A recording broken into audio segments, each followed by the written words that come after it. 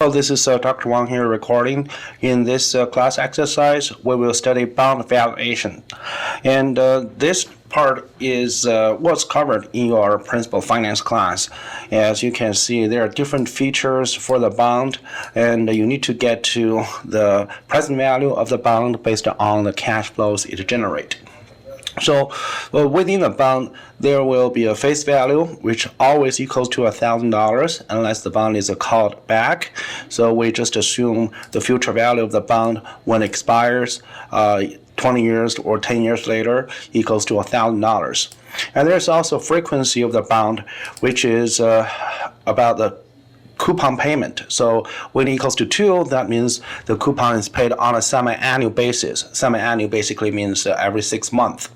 And the coupon rate is the annual coupon dollar term. So the coupon rate of 8%, that means for each year, the bond is going to pay 8% of the $1,000, which is $80 per year. But the payment frequency is 2 per year, so that means 80 divided by 2, that's going to be $40 per semi-annual period. And the years to mature is 20, but you should know that there are going to be 40 periods, 46-month period in 20 years. The yield to maturity is a key factor here. So the yield to maturity is a risky factor. Okay, so it depends on the risk level of the issuer of the bond. The bond can be issued by a federal government, a state government, municipal government, or a foreign government. It can also be issued by a corporation like a Boeing, CVS, Starbucks. And the higher risk in the operations of the bond issuer, either the government or the corporations, then the higher risk for the bond to pay back the money, then the investor would require higher return.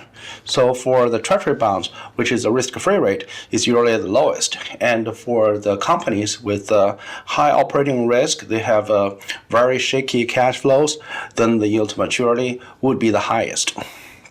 Okay, so right here you're looking at the bond with the face value, frequency, coupon rate, and so on, and we try to get to know the present value today. So there's just one formula, okay, to solve for the present value. So you're going to use the present value function, and that will be asking you for rate. The rate will be the yield to maturity, which is the return required by investors to adjust for the risk level of the bond. As I said, the higher risk in the bond, then the higher return required by the investor. And you should know that the frequency equals to 2, so you should divide the rate by 2 to get a semi-annual rate. And then NPR is for the number of periods. You will need to have 20 years multiplied by 2 to get a 40 semi-annual periods. The payment is about the coupon payment, which is the 8% coupon rate times $1,000 face value divided by 2, the frequency. So this part, okay, for payment is a $40 per period. And the future value is always the face value of 1,000. You can ignore this entry for type. So the type basically means if it equals to 0, then that means the payment is made at the end of each period. If it equals to 1, then that means the payment is made at the beginning of each period. By default, we assume that the coupon is made at the end of each period. You can put a 0 here, or you can simply skip it, and the system will recognize it as 0. And then I just hit enter, and I will see that the price of the bond is negative $1,000, and that's a correct output based on the cash flows.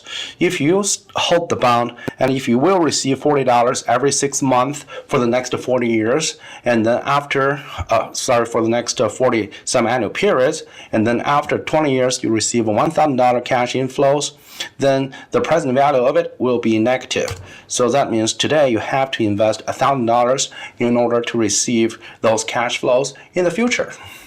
But for illustration purpose, we're going to add a negative sign before that. We're going to make it a positive entry. All right, so we have a positive output right here. So that's basically the price of the bond. And you can see that if the yield to maturity goes up, let me change it to 10%, that means there's a more discount rate for the same cash flows, then the bond will be sold cheaper. If you just keep going up to 26%, oh, that must be a very risky bond. The investor requires so much return from it. And then the return to investors will be used as a discount rate for the cash flows. So the price of the bond would be very, very low. And that makes perfect sense. So if the company is risky, then the bond should be sold cheaper. All right, so let me just recoup that. And next time, this time I'm going to show you how to generate the cash flows. So you have a 20 years here, and you have a 2 periods each year. So I'm going to generate 40 time periods. Okay, right here, until I reach 40. And then I'm going to get the cash flows. So the cash flow will be 8% times 1,000 divided by the frequency.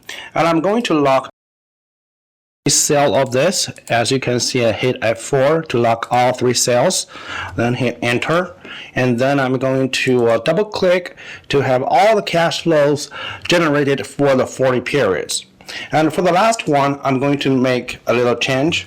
I will need to add the first one, which is a face value. So that's going to be delivered at the very end of the holding period. Okay, so if I hit enter, that's going to be $1,040. That's right. So at the very end, I will receive not only the coupon payment, but also the entire face value. So that's the stream of cash flows generated by this bond. Then I will get the present value of all the cash flows. So for the first cash flow, I make it divided by 1 plus the discount rate. So guess which one is the discount rate? The coupon rate or the yield to maturity? The answer is yield to maturity. And the yield to maturity is 8%. I need to lock this 8% since I'm going to drag it all the way down. And also, I need to divide the 8% by the frequency because the calculation is on a semi-annual basis. So 8% divided by 2, that's going to be 4%. And then I also need to raise to the power of 1 for the first period discount. And then I will double click to get all the present values for all of these cash flows. This is the second cash flow for 2 periods later or 1 year later, the third cash flow, the fourth cash flow. So I keep discounting all of them based on the yield to maturity. And you can see that if the yield to maturity increase from 8 to 20, then my present value will be lower for the same cash flows. Then the bond will be sold at a cheaper price. Just recoup that. All right, and then the next thing I will do is to get the summation of all these present values. You see, I have 40 cash flows generated in the future. If I add them up, all these present values will add up to $1,000, which is exactly the bond price today. And this is not a coincidence. That's the way it's supposed to be. Either you can use the present value function, or you get a summation of all the cash flows at present values for all the periods. All right, so this is how you calculate the bond price, the value of the bond. We call this bond valuation. The next thing I want you guys to do is to get the prices based on each yield to maturity. So you can start right here. So you can do a present value, but before that, you need to put a negative sign. You know that if you put a positive cash flows inside the parentheses, then the output will be negative. So I just use a negative sign for the negative output to make it a positive. Negative get you the positive number. All right, for the rate, I want it to be divided by 2. And for the number of periods, I just put a 20 times 2.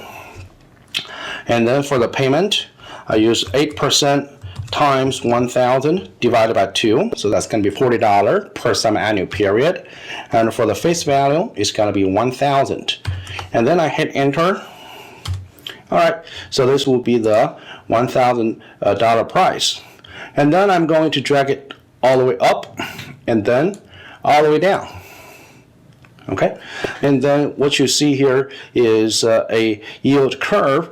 So when the yield to maturity keeps increasing, that means more discount will be applied to the same cash flows. These are the same cash flows, 40/40 all the way to 10/40. All right, and the current yield is the bond yield divided by the face value. So you have 2% right here. Sorry, divided by the bond price. So you have a 2% of, you have the coupon rate, which is 8%, times the $1,000, the face value, all right, divided by the bond price. And the coupon rate and the face value should be locked to get you $80 for the yield per year. All right, and then you just drag it all the way down or double click. Okay, so bond yield is the annual coupon payment divided by the current price of the bond. All right, so how do you generate this yield curve? So the way you do it is to get the chart. You're gonna hit insert, and then you see this chart, scatter chart, and then I want you to get this first row, second column, scatter with the smooth lines and markers. All right, so you get a blank chart by first clicking on a blank cell and then insert the blank chart, and then you're gonna right click on it and you're gonna add a series. So this series will ask you for X and a Y, and the series name will be yield curve. The X values will be the yield to maturity, all these percentages, the discount rates. The Y values will be the corresponding bond prices. Okay, now you have your yield curve. So the trend is downward. So as you have a higher yield to maturity or a higher risk level, then the investor require higher return. The investor gonna put more discount for the same cash flows, and that gonna give you lower present value. So that means your bond will be sold at a cheaper price.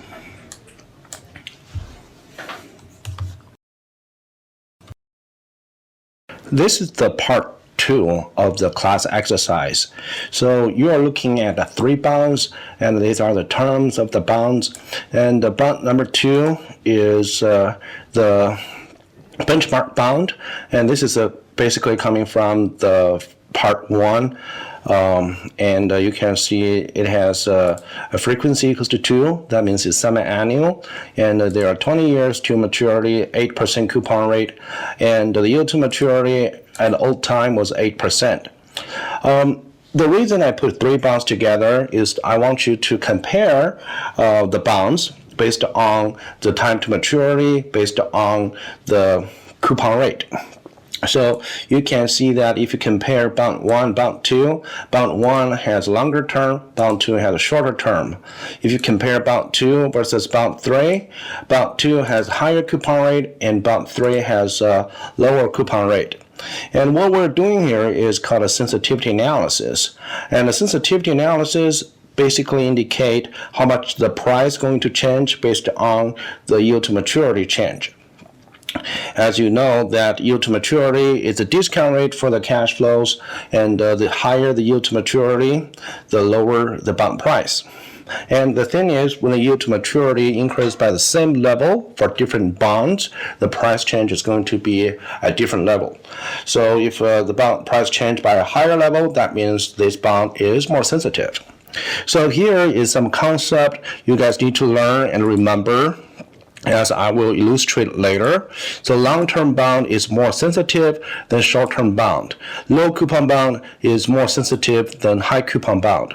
So that means when the risk factor change by the same level, yield to maturity move by the same increment, then the long-term bond will have more price change than short-term bond. Low coupon bond will have more price change than high coupon bond. All right. The implication is if interest rate is going up, when the Federal Reserve changes interest rate policy, make it higher, then all bond prices will drop. Then you want to hold the less sensitive bonds because for the less sensitive bonds, the price drop will be less. And who are the less sensitive bonds? Those are high coupon or short-term bonds. Vice versa, if the interest rate is going down, then all bond prices will go up. In this case, you tend to hold more sensitive bonds because for this bond, the price increase will be more. And who are those more sensitive bonds? Those are low coupon bonds or longer term bonds.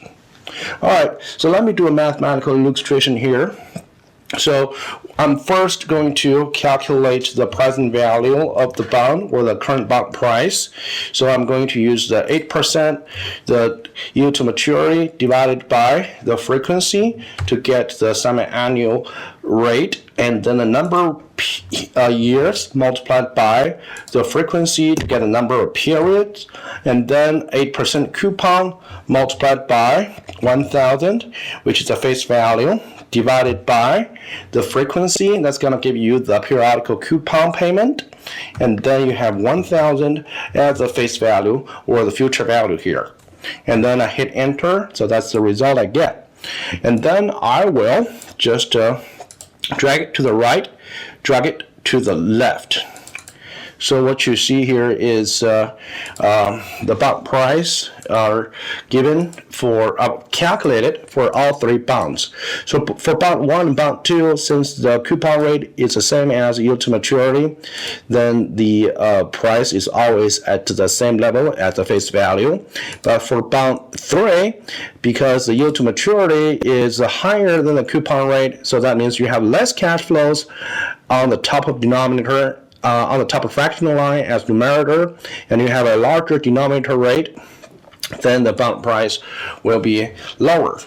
And for a new change for the yield to maturity, if you change from 8% to 10%, so let me just calculate it again. The present value here equals to the new yield to maturity divided by the frequency, and then number of periods, you get 30 years multiplied by the frequency. Oops. And then for the payment is going to be coupon rate times 1,000 divided by 2. All right, and for the future value is going to be 1,000.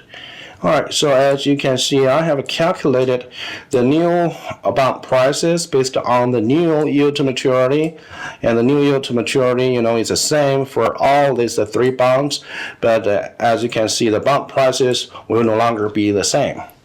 And then you need to calculate the price change in percentage. So you are going to use the new divided by the old minus 1. So that's always the formula to calculate return. New divided by old minus 1.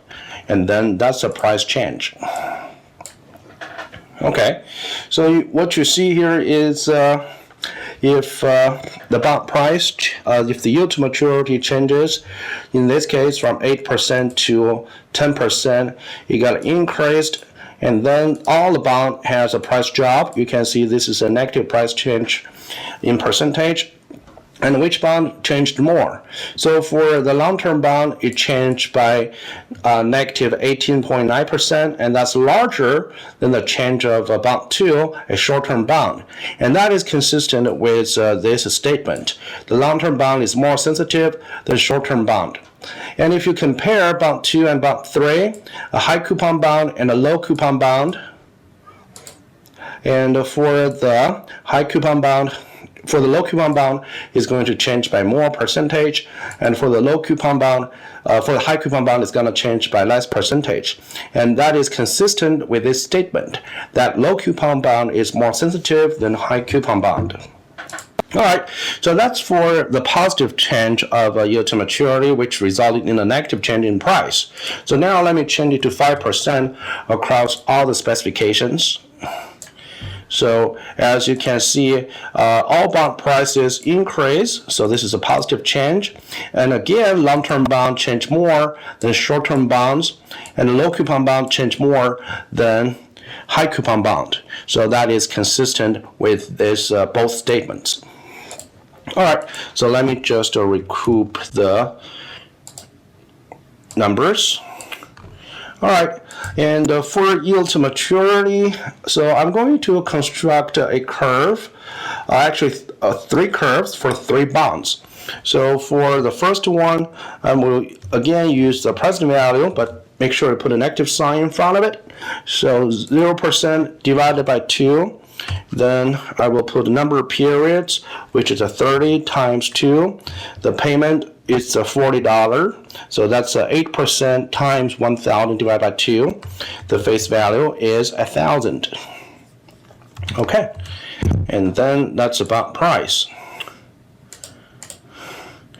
All right, and for bound 2, I will just use the negative of price function again. So 0% divided by 2, then you get 40 periods, right? 20 years times 2, and the payment is also $40 per period. Face value is also the future value, that's 1,000. All right, for bound 3, again, negative of PV, parenthesis, 0% divided by 2, and you get 40 years as well, and the payment is $40. Future value is also 1,000. Oh, sorry, for this one, it's not 40 as the payment. You still got 40 periods, but for the payment, it's going to be 4% times 1,000 divided by 2. Sorry about that. So that's a 4% coupon rate times 1,000 face value. So that's $40 divided by 2. That's going to be $20 per period. And then you hit enter. All right. And then I'm going to just drag it all the way down or double click on it. So what you see here is when the yield to maturity goes up, then all the bond prices will shrink. And now let me just generate a bond curve for each of these bonds. So I will just place my click on a blank cell, and I will do insert. Okay, second column, first row. All right, for the first bond, I need to do select data. Okay, and then I will just add a series. This is called a bond 1 price. And then the X values will be all the yield to maturity. Okay, Control Shift down arrow. Okay, and for bond 1 price, Control Shift down arrow. Select all of them, hit OK. All right, and I'm going to add a second series. So this is called bond 2 price. The X values will again be the yield to maturity, the whole column. And for the Y values, it's going to be bond 2 prices. Okay, then I will add another one. The series name here is bond 3. The X values will be again the yield to maturity, and the Y value will be bond 3 prices.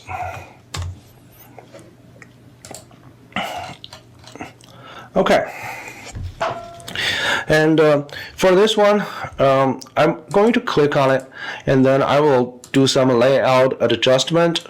So here I have a legend. I right click on it, format legend. I'm going to place it down the bottom to make it look more presentable. And for the chart title, I will edit as a bond yield curves. Okay, plural. And for the Y value is going to be bond price, and for the X value is going to be yield to maturity. Yield to maturity again is depending on many risk factors. So if you make a comparison, then you will see bond 1 is steeper than bond 2. So the blue curve is steeper than the orange curve.